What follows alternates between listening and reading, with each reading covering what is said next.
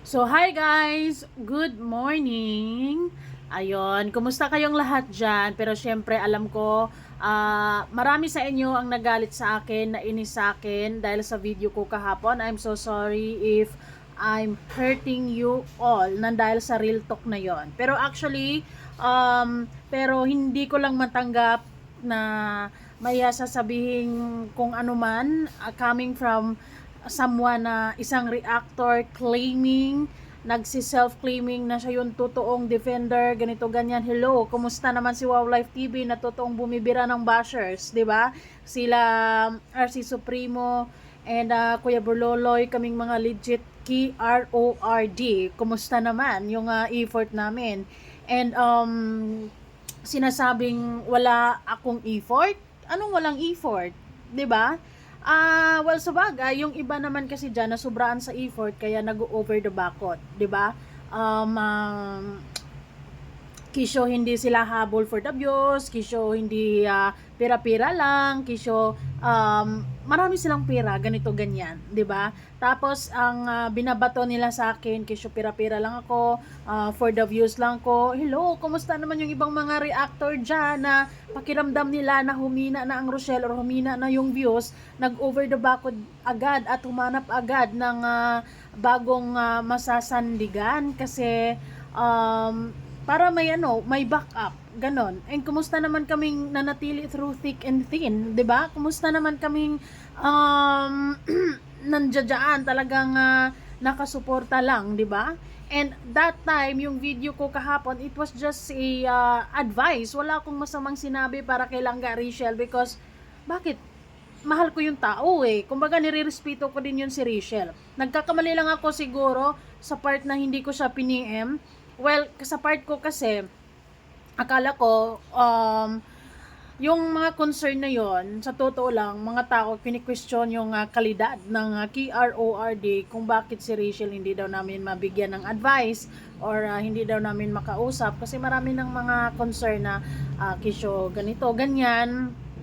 And then, kami, we're trying to reach out kay Langga Rachel pero laging sinasabi na busy ganito, ganyan. Basta ang ganun.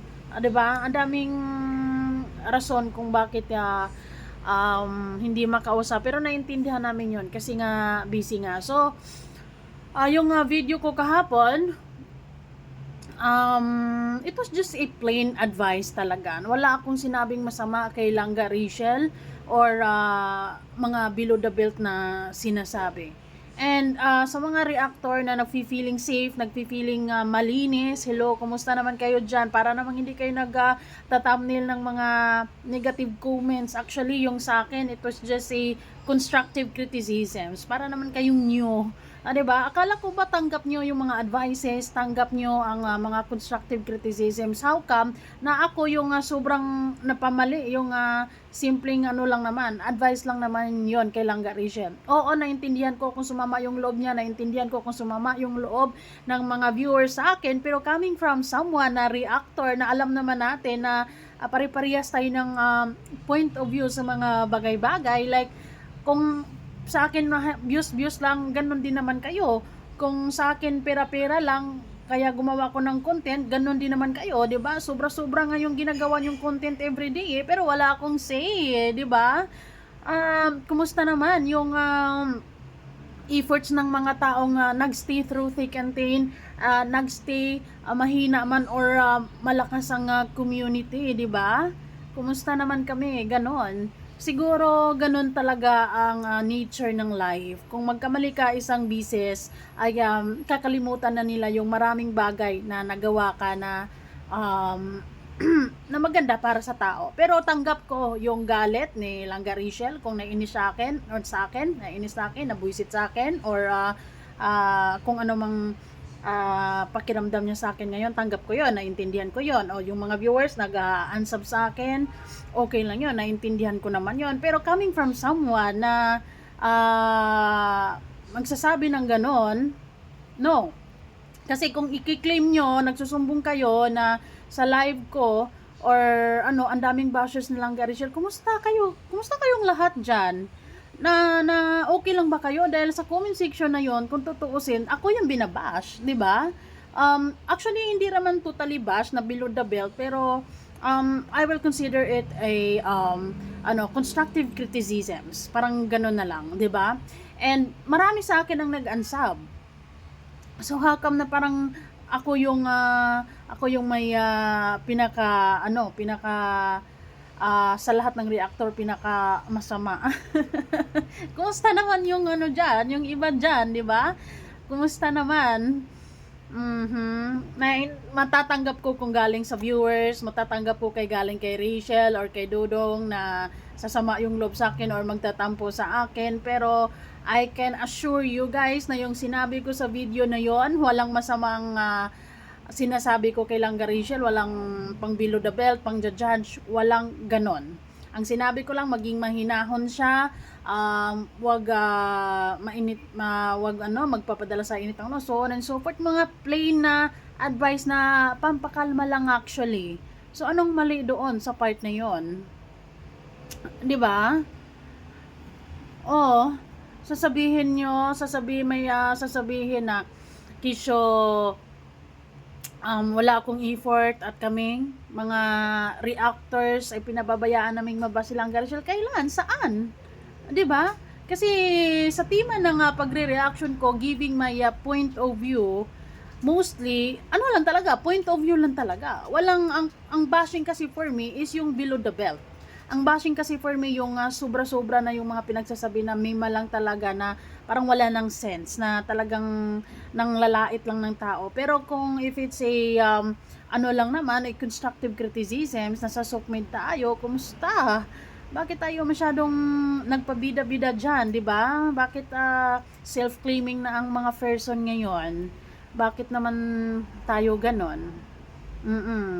Nagkataon lang siguro na marami kayong pera. Sige na, marami kayong pera at ako for the views ako kasi wala akong pera, kaya nga nagsusukmed ako. Kaya nga pinupush ko na nga bongga-bongga yung pagre-react ko, pero at the same time ay tinatansya ko pa din, 'di ba? Wala akong hinahamak na kung sino man. Pero ganyan talaga siguro minsan is there is a everyday is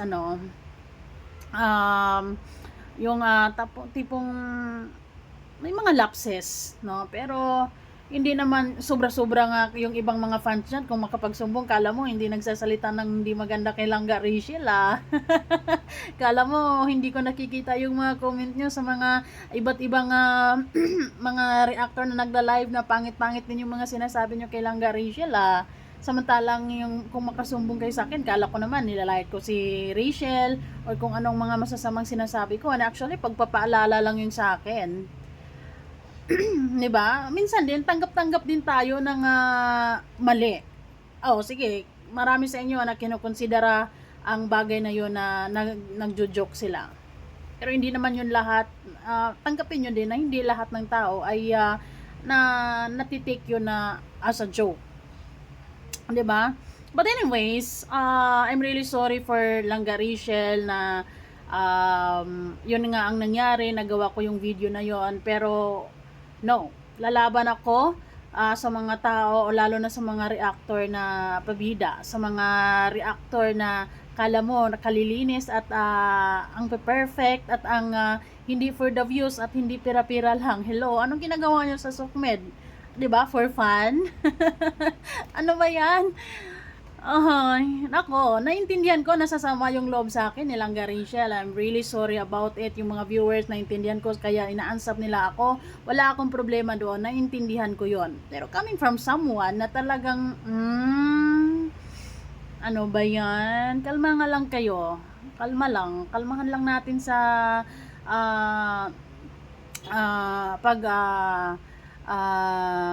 ano ba yan? Ay basta, pasensya na sa mga nasasaktan, pero yung mga nagsusumbong, kala mo naman wala silang sinabi na masama sa mga past issues, 'di ba? But anyways, ganun talaga ang buhay. I'm sorry Lord, I'm sorry Langga, I'm sorry sa mga viewers.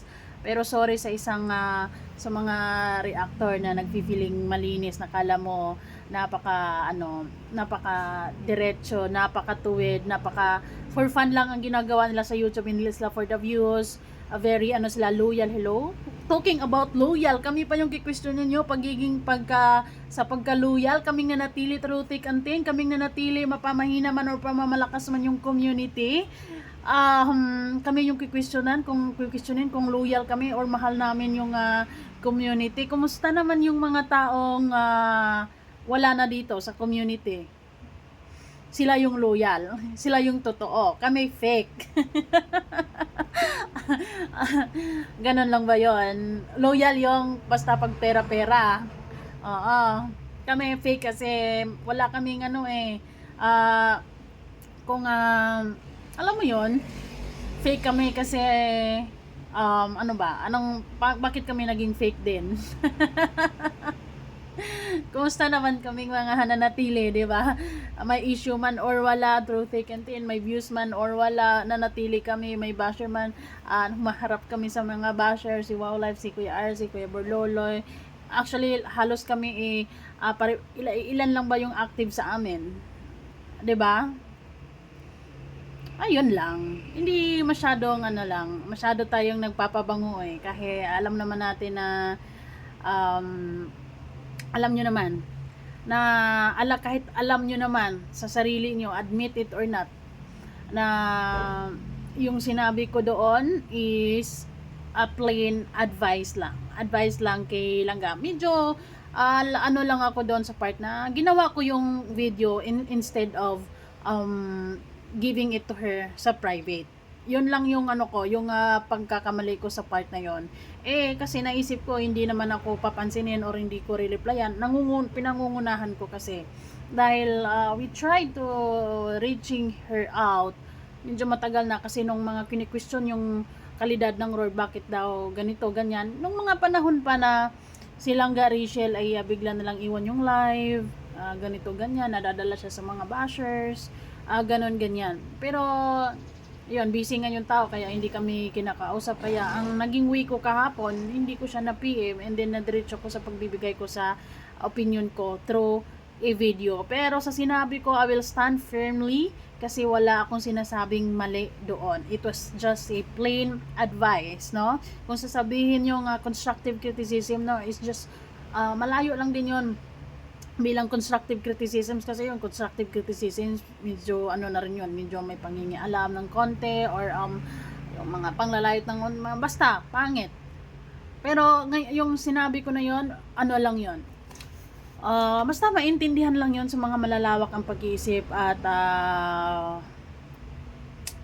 sa mga taong hindi one-sided, na marunong tumingin kung ano ang or marunong umintindi kung anong ibig kong sabihin. Yun lang. So, maraming salamat guys. I'm so sorry sa nasaktan ko kayo or narilto ko kayo. Actually, hindi masyadong real talk yun. Kasi kung real talk talagang masakit yun. Masakit yung real talk. Yung sa akin lang is just an advice lang din talaga. Ayun lang. Basta maraming salamat sa suporta at pagmamahal. Ayun, manatili tayo kahit na depende kung sila na magsabi na malis ka na dyan dahil hindi ka na namin kailangan, hindi po ako mananatili. Pero kung ayun, ganun talaga, di ba? Nagkakamali. Manatili kasi yung iba natatakot or nagwo-worry sila na baka aalis din ako or baka mag over the backward agad, no? Hindi namin yun, hindi namin gagawin yun. Manatili kami syempre, di ba? So kayo nang bahala guys kung sino yung totoong defender sa tingin nyo. Ayoko na rin i-claim yung sarili ko na totoong defender ko. Consider me as nagbibigay ng point of view sa mga nakikita ko, napapansin, naririnig ko. 'Di ba? So, ayun, maraming salamat sa suporta. Salamat din sa mga nakaintindi sa video ko, at sa mga hindi nakaintindi, naintindihan ko din kayo. Walang sama loob ko sa mga nag-unsub, walang problema. Ganon talaga 'yon. Pero maraming salamat, Lord, because um, ayan, may mga taong nagtiwala sa akin, may mga taong nakaintindi sa sinabi ko. Ayun lang. Bye-bye.